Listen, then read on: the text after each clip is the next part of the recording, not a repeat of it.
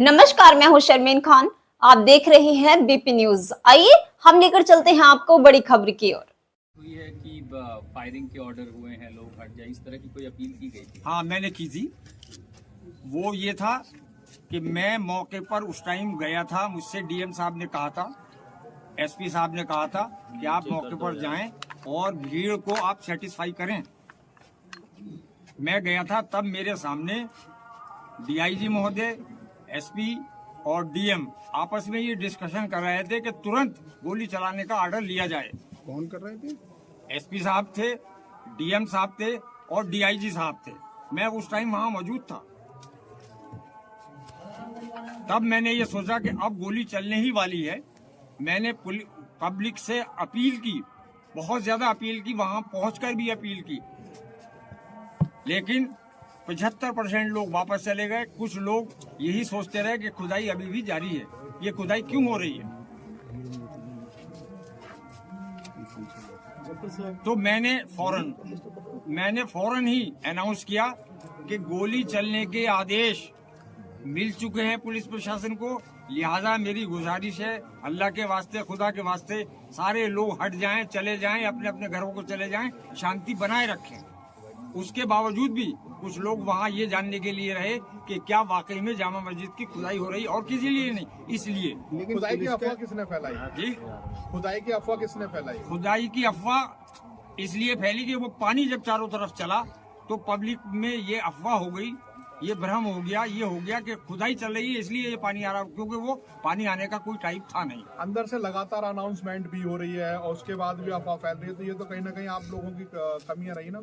नहीं, हमारी क्या कमी रही? हम तो बराबर अनाउंस कर रहे हैं। पानी की जो कमी है, सबसे बड़ा जो अफवाह फैली है वो पानी को देख के फैली है कि ये पानी क्यों आ रहा है। इसका मतलब ये है कि अंदर खुदाई हो रही है, जबकि हम बराबर अनाउंस कर रहे थे वहाँ खुदाई नहीं हो रही थी। लेकिन पब्लिक के जहन में यही बात हुई कि शायद खुदाई हो रही है, और ये क्यों हो रही है। पुलिस का तो ये मानना है कि गोली जो है पुलिस ने नहीं, पब्लिक में ही चली है। ये कहना बिल्कुल गलत है पुलिस का, ये कहना बिल्कुल गलत है। पुलिस गोली हमारे सामने चला रही थी, मैं मौके पे मौजूद था। पब्लिक की तरफ से मेरे सामने कोई गोली नहीं आई। जफर साहब, दोनों कमेटियां मौजूद थी, सर्वे चल रहा था, फिर हिंसा बढ़ी, कौन जिम्मेदार है इसका? देखिए, इसके लिए पूरी तरीके से प्रशासन जिम्मेदार है। मैं बहुत खुले लफ्जों में कहना चाहता हूं। उसकी वजह यह है कि एसडीएम साहिबा वहां परिसर में मौजूद थी, मैं भी मौजूद था। उन्होंने बजिद होकर ये कहा कि इसका पानी खुलवाया जाए, हौज का इसका पानी खुलवाया जाए, जबकि वहां पर एसपी साहब और डीएम साहब ये कह रहे थे कि नहीं, डंडे से नाप लो। वो नहीं मानी और उन्होंने पानी छुड़वा दिया। पानी छोड़ने के बाद पब्लिक ये समझी कि वहां पर खुदाई हो रही है। एक बदअमनी उनमें फैल गई, एक र्यूमर फैल गई कि जामा मस्जिद की खुदाई हो रही है, इसलिए लोग जो थे उत्तेजित होने शुरू हो गए। अच्छा सदर साहब, ये बताइए, जो परवाना जारी हुआ है कोर्ट का, उसमें वीडियोग्राफी और फोटोग्राफी के लिए आदेश है, तो ये मेजरमेंट क्यों किया गया? क्या आपने उस वक्त कोई विरोध किया या उनसे ये बात कही कि मेजरमेंट क्यों हो रहा? ये डीएम साहब से, एसपी साहब से कोतवाली में हमने कहा कि ये मेजरमेंट नहीं होना चाहिए, तो उन्होंने हमसे ये कहा कि इसमें सर्वे में मेजरमेंट भी शामिल है। नहीं, उसमें कोई आदेश थे ऐसे? आपने देखे आदेश? वो नहीं, सर्वे का आदेश है। उनका मतलब ये है कि सर्वे में ये सारी चीजें आ जाती हैं। डीएम साहब ने खुद हमसे ये कहा, एसपी साहब ने हमसे खुद ये कहा कोतवाली में। इसमें तो स्पेसिफिक कोई ऐसा आदेश नहीं, सिर्फ वीडियोग्राफी और फोटोग्राफी आदेश है अदालत। मैंने बता तो दिया, एक सवाल को रिपीट न करें प्लीज। मैंने बता दिया कि उन्होंने वो वजीद हो गए इस बात के कि नहीं मेजरमेंट होगा, जबकि हमने इसका विरोध किया। रोल के बारे में देना चाहिए। आपकी प्रेस कॉन्फ्रेंस हुई थी थोड़ी देर पहले। हाँ, हुई थी। तो क्या कहना चाहते थे सर? कुछ कहेंगे? सुबह पीसी कर ली थी, इसलिए शाम को पीसी की आवश्यकता नहीं थी, किंतु अभी जो जामा मस्जिद के सदर जफर अली साहब का एक भ्रामक बयान आया, उसके कारण हमें दोबारा पीसी की आवश्यकता पड़ी। उन्होंने पूरा डिटेलिंग उनके बयान की हो रही है, लेकिन मुख्य बिंदु जिसमें उन्होंने सबको कंफ्यूज किया, और अभी भी उन्होंने हमें कहा कि जब लोगों ने मुझे कहा कि आप प्रशासन और पुलिस से मिले हुए हैं, इसलिए मुझे ये बयान देना पड़ा।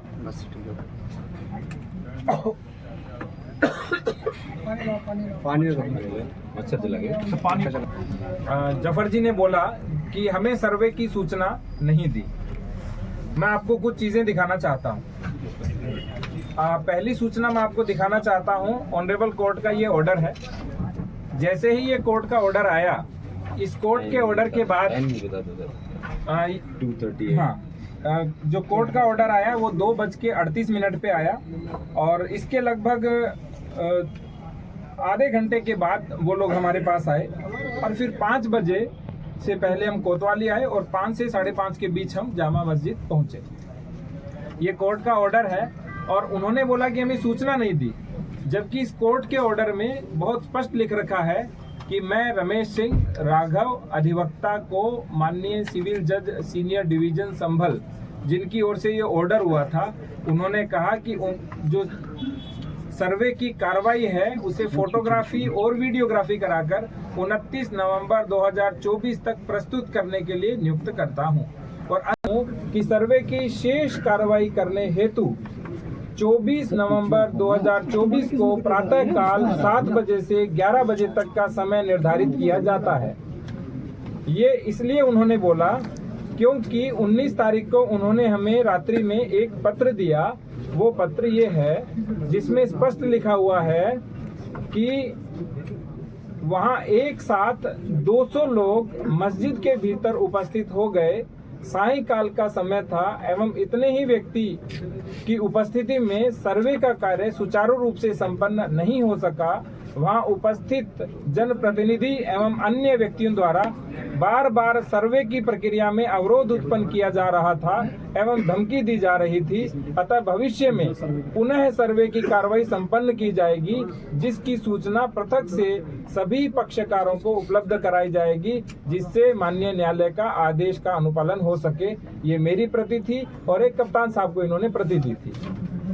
इस प्रति के क्रम में ही जो अभी मैंने बोला 23 तारीख को, जैसे जफर साहब ने बोला हमें सूचना नहीं दी, 23 तारीख को 6:15 पे मेरे द्वारा फोन किया गया, लेकिन उन्होंने कहा मेरा स्वास्थ्य सही नहीं है, इसलिए हमने एसडीएम और सीओ को भेजा कि आप एक कॉपी उनको रिसीव कराइए। इससे पहले एडवोकेट कमिश्नर हमारे पास आए और उन्होंने हमें कहा कि मैं जाना चाहता हूं, तो हमने कहा पहले आप कॉपी रिसीव कराइए। तो उन्होंने कहा कि जो कॉपी है वो आप अपने माध्यम से रिसीव करा दीजिए। तो हमने अपने माध्यम से रिसीव करा करके सूचना दी। तो जो पहली बात जो भ्रामक रूप से कह रहे थे हमें सूचना नहीं दी, और इसी के साथ दूसरी बात भी थी, उन्होंने कहा कि दूसरी बार जो ऑर्डर था वो डीएम के आदेश से हुआ, जबकि स्पष्ट रूप से एडवोकेट कमिश्नर साहब का ये तीसरा आदेश था, जिसमें उन्होंने कहा पहला आदेश 19 को किया, फिर 19 को रात को किया कि भविष्य में दोबारा करेंगे, और तीसरा 23 तारीख को किया, जिसमें स्पष्ट लिखा हुआ है कि 24 को सुबह 7 से 11 के बीच सर्वे किया जाएगा। और यही कॉपी अगले दिन सुबह जो उन्होंने कहा कि मेरे से छीन ली गई, वो कॉपी ये है, उनसे छीनी नहीं गई। ये देखिए, उन्होंने स्वयं इसके ऊपर 24 को हस्ताक्षर किए हैं।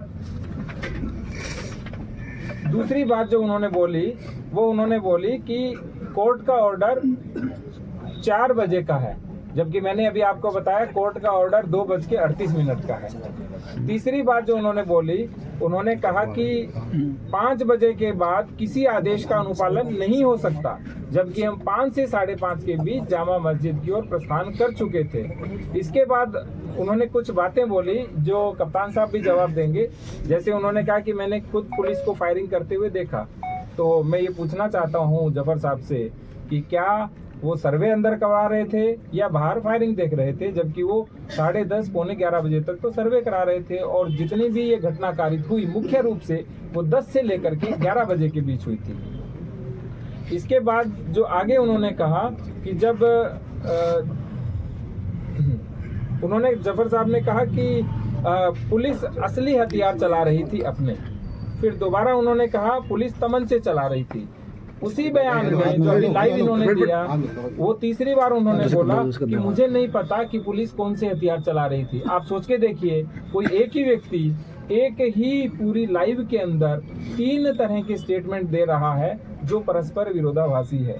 आगे इनके द्वारा जो सबसे बड़ा भ्रम फैलाया गया जनता के मध्य, वो ये है, इन्होंने कहा कि वजू टैंक का पानी खाली कराया गया और वजू टैंक को नापना चाह रहे थे। जबकि वजू टैंक की केवल फोटोग्राफी और वीडियोग्राफी होनी थी, इसलिए वजू टैंक का पानी खाली कराया गया। नेक्स्ट, और वैसे भी वजू टैंक का पानी अभी आपने बताया जफर साहब ने कि हर शुक्रवार को वो खाली होता है।